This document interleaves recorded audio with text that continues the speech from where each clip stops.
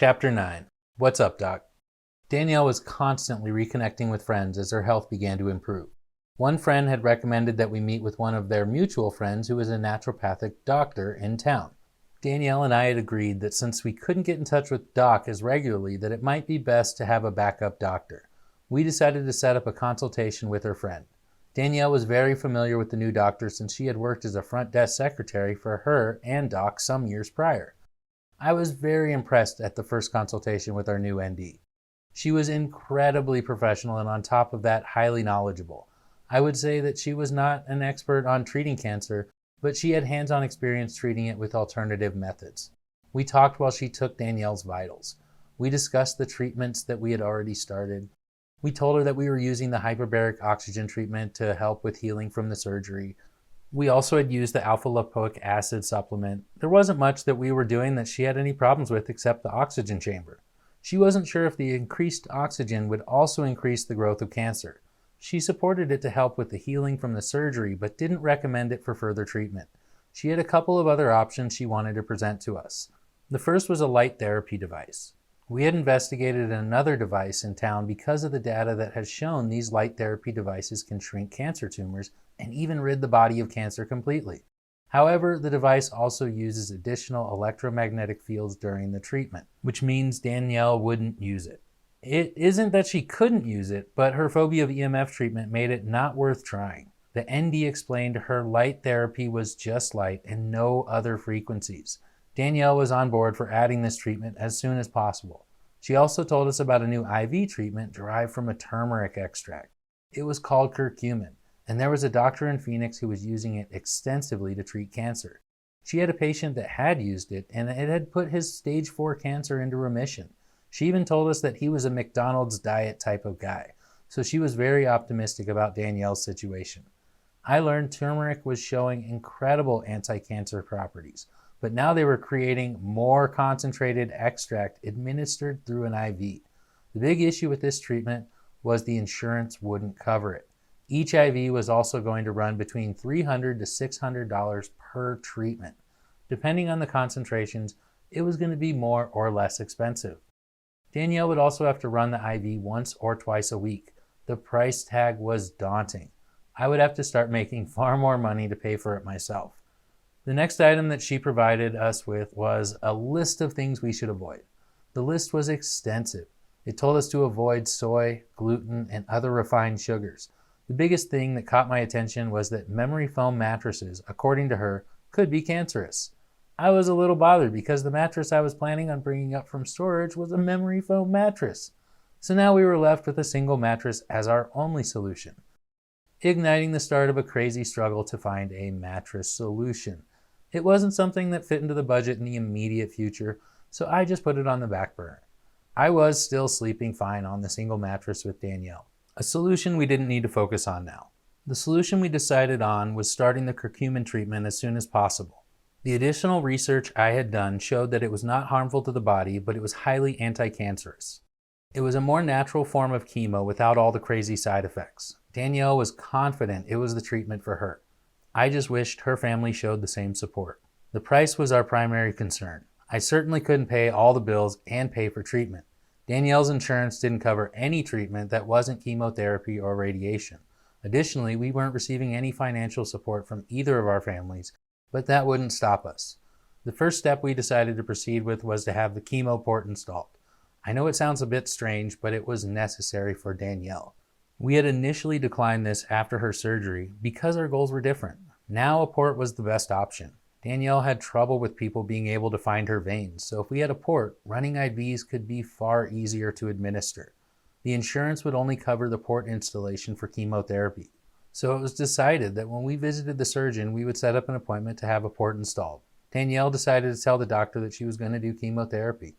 It was all working out, but we still weren't sure how we were going to cover the $600 to $1,200 a week in IVs. The ND also told us many other things to avoid, including stress to give Danielle the best chance for recovery. The plan included a modification to her diet and some chemicals to avoid. After going over everything, the ND also decided that the water could have been a huge culprit, and the tap water could potentially be very harmful. The ND also informed us that the unmonitored estrogen doses that her other doctor was giving her might have been a huge contributor to the development of her ovarian cancer.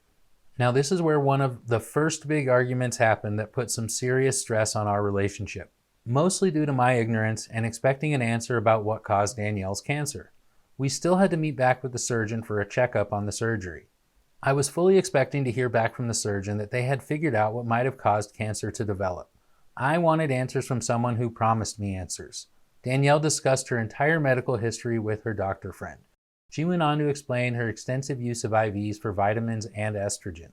The ND explained that Danielle should have been monitoring her estrogen levels during that time.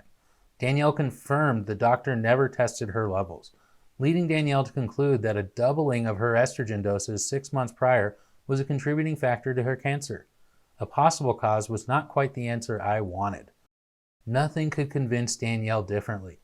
The doctor who gave her years of IVs was at fault. It broke her to learn that her friend didn't run proper tests which were required. The years of trust vanished in an instant. Danielle did nothing but vent to how angry she was at the situation she was in, and that it apparently could have been avoided. I couldn't have understood the level of betrayal that Danielle felt. She became upset that I didn't take her side completely on the matter. Our arguments were explosive and never ended well. There was no doubt in Danielle's mind, and I couldn't accept that. I still wasn't sure and didn't want to be blaming someone if there was another cause. I didn't want to jump to conclusions. I wanted answers. I wanted proof, and the surgeon was the man to give me those. Danielle was not looking forward to the meeting like I was. Leading up to the doctor's appointment, Danielle showed increased health problems, especially through the night. I could easily tell when she was stressed about something because her pain would intensify. She would have more digestive issues, and on top of that would end up sleeping far less. I always tried to provide positive reassurance. I constantly wanted to show her the love she deserved, especially during the times when it was so important I do so. This trip required a lot of support for Danielle on my part. She not only wasn't looking forward to the 4 hours we would spend in the car, but she didn't enjoy going to the doctor's. Every time we go to a doctor's, they must tell Danielle that she is going to die if she doesn't do chemo or radiation. Even our naturopath doctor had to tell us by law that Danielle was going to die without doing treatments that are approved by the American Medical Association. I can't imagine the fear that comes with confronting people who repeatedly reminded her she was going to die. This trip to Phoenix was a little less tense, but we both managed to make the journey without any serious issues. Danielle's comfort level was way down. Her pain was constantly increasing, and we were less than halfway through our journey. We met at the doctor's office instead of the hospital. I hadn't realized that we were going to a different location about 20 minutes further down the road, meaning we had to take an extra bathroom stop, setting us a little behind schedule. We arrived at the offices to find accommodations far nicer than we were expecting. The office had a much nicer atmosphere than the huge cold hospital. It put Danielle a bit at ease not to have to walk through the long hallways. I was thankful that they had tea and snacks in the waiting room. We welcomed anything that put us both more at ease. I was rife with anticipation, but Danielle was anxious and terrified. The surgery to get the port scared Danielle the most. However, the surgeon sold us on having him perform the surgery. When I say he sold us, I mean he sold us on using him to install the port. Danielle and I decided there wasn't another surgeon in the country that we would have used. We already witnessed his work once, and Danielle was satisfied with his current remarks. After his inspection of the area he operated on, he expressed healing was progressing well, and that he should expect a full recovery within a month. A huge relief to us since we hadn't officially consummated the marriage yet. Thankfully, we didn't wait till the wedding. The surgeon knew his stuff about surgery. However, I would be disappointed in his answers about my wife's cancer and the potential treatment options. Danielle and I both inquired about the less harmful options that he had mentioned, but again we were told those options weren't available for us, telling us that the abdominal port that he had already installed was a new type of chemotherapy, the same new treatment that we had already had aggressively pushed on us. At the time, I didn't think it was best to start treatment until her body had fully healed. Now it was different. Danielle was mostly healed and in a place to honestly look at the options. So we asked more questions about the abdominal port chemo bath, which was set up to put chemo right into the location of where he removed the cancer. Seems like an effective possibility, except that he finally informed us that some people end up only doing 1 to 3 treatments because it's so intense. I could tell right away my wife was scared, pissed, and mad that they would attempt to put something so toxic in her without disclosing this huge truth. Danielle told him that she would pass on that treatment option, but would proceed with a more traditional approach. We would have the port installed in Phoenix by this incredible surgeon, and she said she would receive treatment in Sedona at the local oncologist. We made appointments to get the port installed, and we also set up a consultation with the local oncologist. When the surgeon finally decided to go over the tests they had run on the cancer, I was thrilled. Well, initially thrilled. I was hoping to find the answers we were looking for, but instead I was completely disappointed. Not only did they have no answer to the cause of her cancer, but that they weren't even going to investigate further. The DNA test had turned back a negative, so there was no answer that the medical establishment would or could provide. I was pissed off. I had held out blame in hopes of any additional information. I felt horrible at my stance towards the cause of my wife's cancer. I was truly sorry for any strife I had caused between us. I was expecting answers, and the only answer we had was basic malpractice.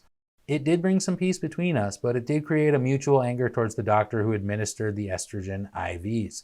Truthfully, this is the first time I officially felt let down by the medical establishment. I wanted to know what caused my wife's cancer, or cancer in general, but the truth is that the entire medical industry didn't care. I was so angry. Despite our issues, we scheduled our appointment back to Phoenix. The rides were rough for Danielle. The hour and 40 minutes between Sedona and the hospital was very strenuous on her fragile body.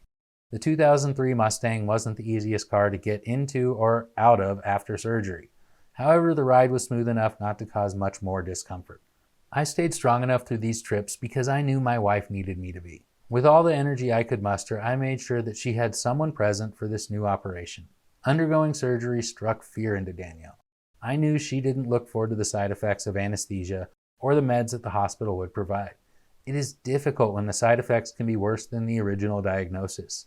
Prescription medications were one of the most harmful substances that my wife consumed while sick.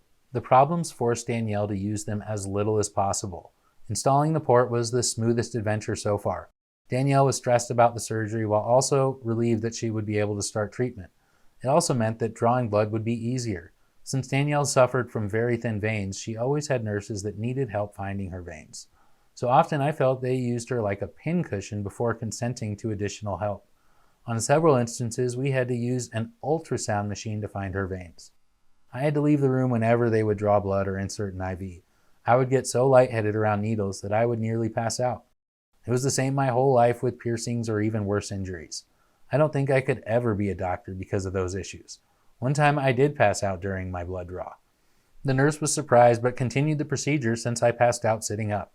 I thanked her and spent the next hour recovering. My wife was nothing like me when it came to IVs or needles.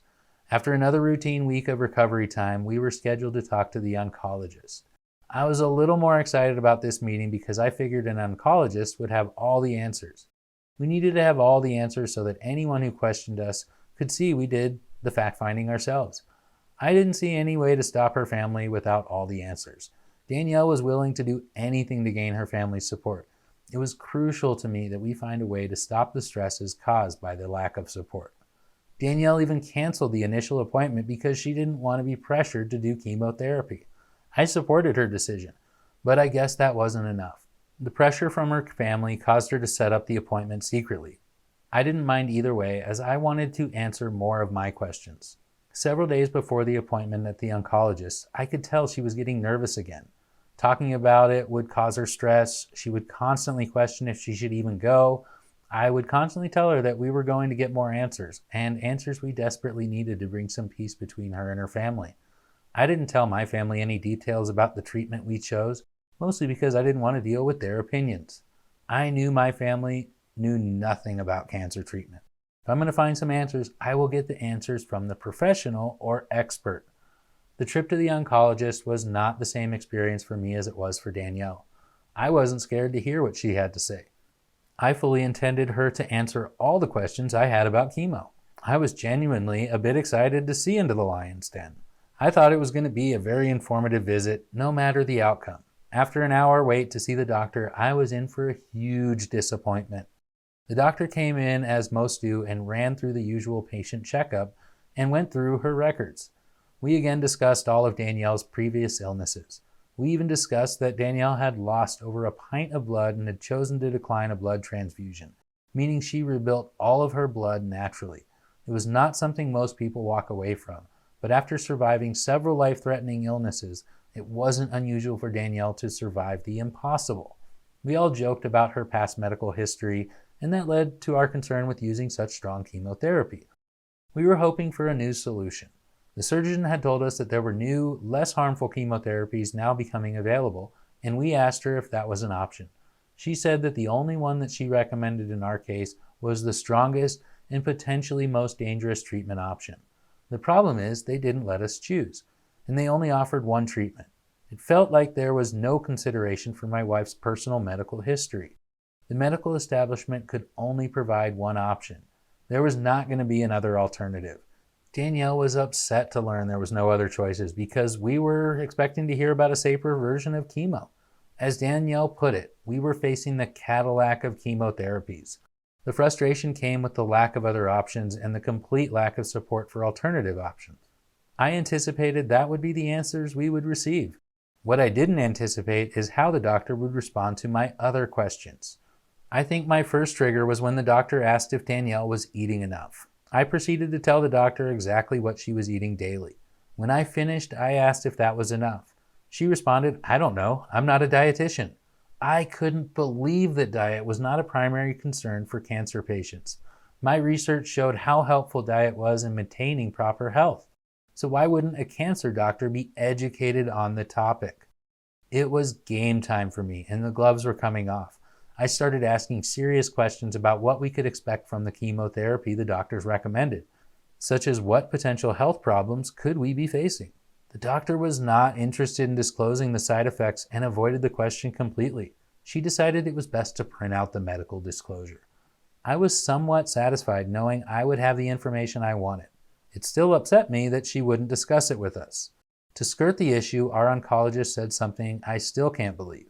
The doctor proceeded to tell us that chemotherapy was derived from the bark of the Pacific yew tree.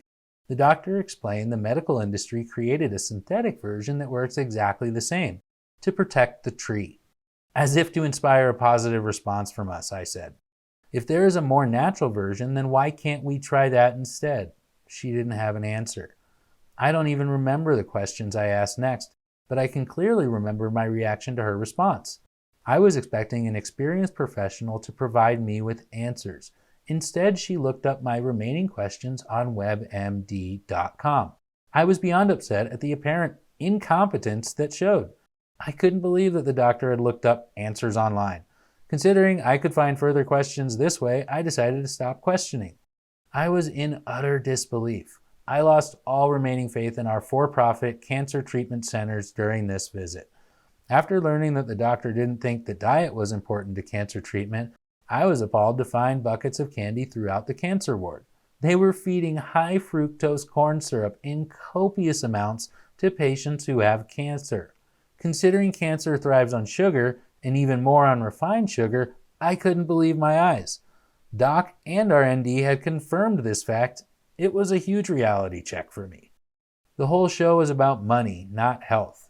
I realized the cancer industry doesn't care about the health of people near as much as they like being able to provide expensive treatments to patients. Our doctor would have made over $150,000 for the treatment she wanted to give us. A treatment that she was required by law to recommend. A law that utterly violates any sense of medical freedom. It made me think, but it also made me mad. My anger towards the cancer industry continued to grow, and it looks like it was not going to stop growing either. Danielle was not satisfied with the answers that the doctor provided, and she declined to move forward with any further treatment. This choice was a surprise to the doctor, and she proceeded to tell us, just like all the other doctors, that we faced a high probability of death if we didn't proceed with her recommendations. Sadly, considering our circumstances, I felt the same way if we did try chemo. Danielle didn't want to face a potentially more destructive foe if the solutions were going to cause worse side effects. Again, the solutions were nothing more than putting band-aids on problems as they arose. It didn't fill us with a bit of confidence. Danielle asked one more question before we ended our appointment. She was concerned about monitoring her cancer markers and was hoping to reschedule another appointment. The doctor's response threw us both a curveball. We were informed that the doctor was very busy with training students and had many patients, and also we were not pursuing treatment. Due to these reasons, we would only be scheduled for another appointment 6 months from that date. Danielle felt this was unacceptable. The doctor did not concede, leaving us both confused and angry. After another terrible experience in a hospital for both Danielle and I, we knew there was no way that we would ever do chemo to fight her cancer. Not only did the sheets provided show that there was a possibility of death, but it also showed serious side effects that Danielle still was not going to sign up for. We weren't going to do something that felt so wrong. It didn't matter that some parents, her mom, and her sister were pressuring her to try chemo. I had no problem standing my ground on the topic, and neither did Danielle. After this appointment, she made it excessively clear that she was done talking about chemotherapy. I could see that the decision was not a solution for us. Danielle and I didn't need to go find any more answers from the mainstream medical industry. We knew what we were going to do. While I probably would not choose the same options my wife chose, I undoubtedly supported her decision. We poured through mountains of information to reinforce our belief in making the best choice. The experience helped my knowledge grow exponentially. Talking to professionals and receiving insights taught me more than any of the hundreds of medical articles that I previously read. I learned how we were going to treat my wife's cancer. I had to support her decisions. I knew my wife was going to do it her way. It wasn't about me or my way, and it had to be all about her situation. I had to put my ego aside and support my wife in her decisions, even if I didn't completely agree. I could offer my input, but I had to allow her to use it or not. It wasn't easy for me, but it was something that I learned to do even in the most stressful of circumstances. We all need to learn the skill of supporting people in their journey without putting our projections and desires on them too. It was becoming more difficult to face the fact that the medical industry was never going to support our decision. Made even more frustrating that by law, doctors and nurses had to tell Danielle she was going to die. I hoped that was it for mainstream doctors, who constantly reminded Danielle of her demise and the uncertain future she faced. Danielle faced all the additional trauma because we needed to convince her family that her decision was the right one. Danielle so desperately wanted the full support of her family in her decision. I find it imperative to unify in support of a treatment option, and we cannot be divided. The division leads to doubt, and doubt can be the real killer. I find it criminal not to support treatments, especially in a world that scientifically recognizes the placebo or nocebo effect, which states that treatments work or fail based on belief. All medications must beat the placebo effect to become available to the public. Sugar pills have been proven to cure more times than any pharmaceutical company would ever care to admit. So why does a law exist that creates a nocebo effect? Despite the stress of the adventure, we walked away more resolute in our undertaking. There was no doubt in my mind that Danielle was making the right decision. However, despite both of us going through the same experience, Danielle did not walk away completely satisfied. If I had known, I might have made changes then and there. It was at this point that Danielle needed to believe in her treatment. There weren't enough people in her life that were showing her the support she wanted. Something needed to push us in the right direction, but I didn't know what.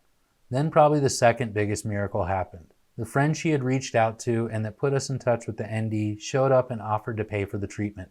She also wrote my wife a check to pay for other medical expenses too. It was a huge relief to me since I only started getting paid at my new job. It took all the pressure of making sure we could afford treatment off my shoulders. It would have killed me if we weren't able to do treatment because we didn't have enough money. Now we had more than enough to proceed with all the treatment regimens. Danielle's friend truly showed her support in making sure Danielle would have the best chance to return to full health. Danielle even turned away an extra check she was going to write to me, but we both agreed that was excessive. I've always worked hard and earned what I needed or wanted, so bailouts have always made me feel uncomfortable. We welcomed the assistance and were incredibly grateful.